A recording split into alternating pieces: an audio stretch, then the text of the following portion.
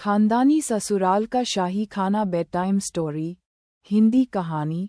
फेरी tale style. एक ज़माना था जब रसोई सिर्फ खाना पकाने की जगह नहीं होती थी, वो होती थी रिश्तों को पकाने की भी।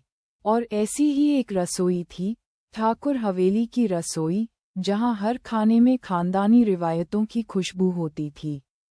कहानी की शुरुआत होती है गुड़िया से, एक साधारण सी लड़की जो ब्याह कर आई थी शहर से दूर एक छोटे से गांव में, जहां उसका ससुराल था, राजसी रिवाजों वाला ठाकुर परिवार।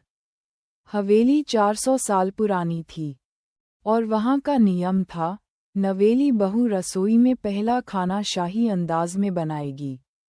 गुड़िया घबराई, मैंने तो कभी खिचड़ी ढंग से नहीं बनाई, ये शाही खाना कैसे बना पाऊंगी। लेकिन फिर दादी सास ने उसके कान में धीरे से कहा, शाही खाने का मतलब है दिल से पकाना, ना कि सिर्फ मसालों से। करी और चावल पहला दिन। नवाबों वाला नाश्ता सुबह के लिए गुड़िया ने बनाई किशमिश बादाम वाली सूजी की जलेबी और साथ में केसर मलाईदार दूध। पूरा घर खुशबू से महक उठा। देवर बोला, भाभी, ये तो शादी की मिठाई से भी ज्यादा मीठा है। स्टू दूसरा दिन।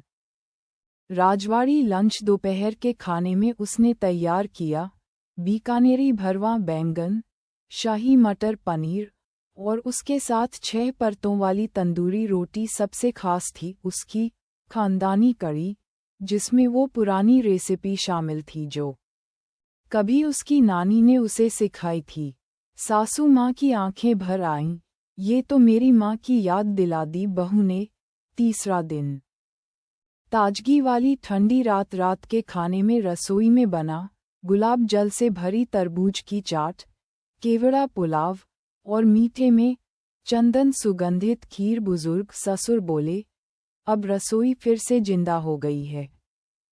बहू, गुड़िया ने धीरे धीरे सिर्फ खाना नहीं बनाया, बल्कि हर रिश्ते में स्वाद घोल दिया।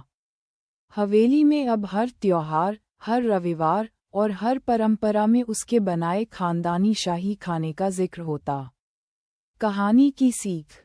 शाही खाना वो नहीं जो ज्यादा महंगा हो, शाही खाना वो होता है जिसमें घरवालों का प्यार घुला हो। शुभ रात्रि बच्चों। अगली कहानी में मिलते हैं एक नई रसोई, नई बहू और नए जायकों के साथ। हंसिया चांस टू 1। अगर आप चाहें तो मैं इसका ऑडियो स्क्रिप्ट या एनिमेशन स्टाइल दृश्य भी बना सकता हूँ।